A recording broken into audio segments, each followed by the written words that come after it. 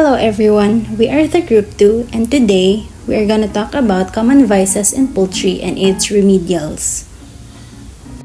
In today's learning objectives, we are gonna know the common vices developed among the birds during rearing, cannibalism, its economic impact on poultry production and remedial measures, feather picking, PICA, egg eating, egg hiding are explained and possible remedies to overcome these vices. Important vices. Birds may suffer from certain vices or bad habits which become quite extensive right from the beginning, and their eradication poses a big problem. These vices may incur a huge loss to the poultry farmer.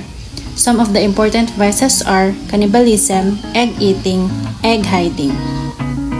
First vice is cannibalism.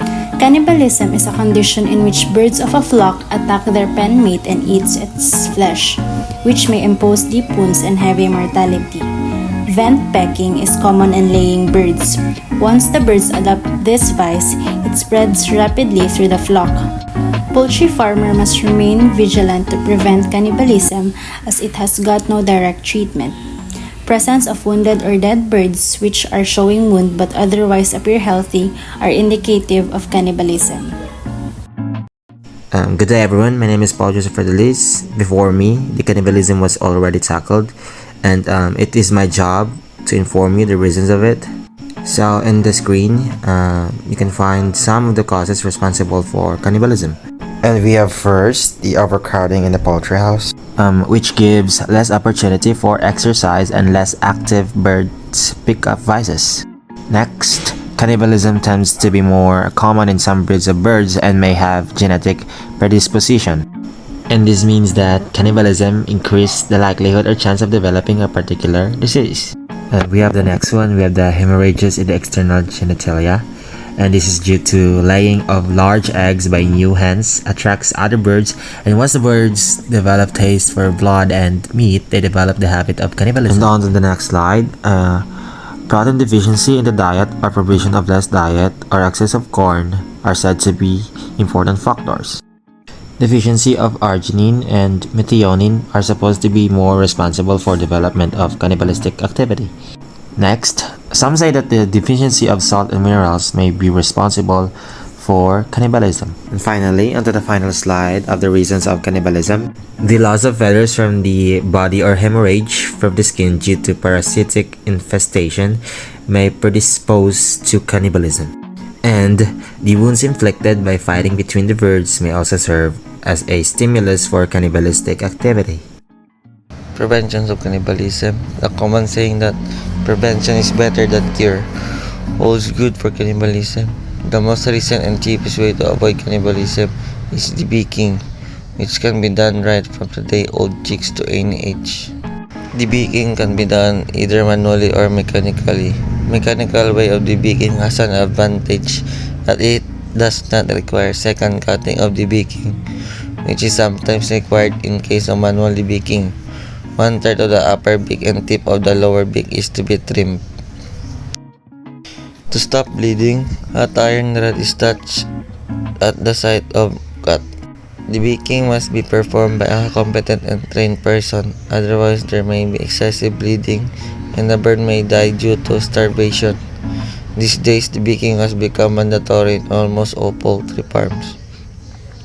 Birds involved in cannibalism must be isolated. Wounded birds should also be segregated and given proper treatment.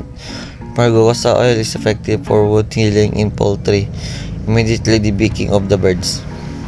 Overcrowding of the birds must be immediately corrected. Feed must be available in sufficient quantity at all the times.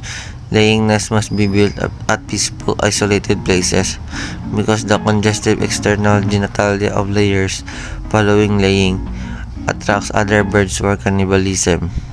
Provision of Red Bulls near laying nests may help during the period of the problem. Quantity of vitamin, mineral mixture, and salt may be marginally increased in poultry ration. Increase of amount of methionine in the diet is said to be In terms of egg eating, sometimes birds develop the tendency to eat their own eggs. it becomes quite difficult to prevent this vice. It may start due to the presence of cracked eggs or accidental breaking of eggs, and once the birds develop taste for it, they start breaking their own eggs. Factors responsible for breaking of egg or cracking of egg are thin or soft egg shell or lack of sufficient bedding material in the laying area. Presence of eggs for longer period in the pens may also encourage the birds to start egg eating.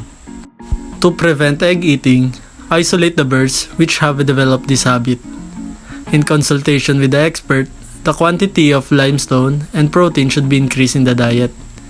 Egg eaters should be kept in a cage in which egg rolls away, beyond the reach of the bird after laying of the eggs due to slope. Debeaking also reduces this tendency. Darkness in the laying area may prevent his habit. Egg collection interval should be reduced.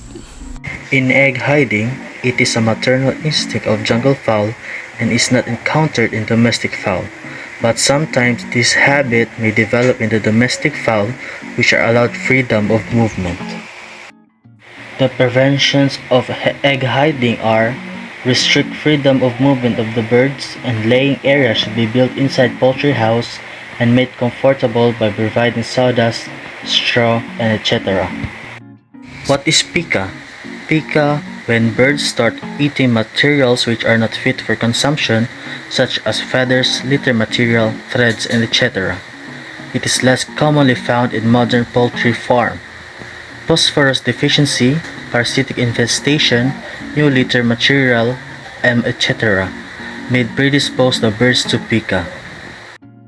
To prevent PICA, good managemental care and balanced diet are recommended for the prevention of PICA.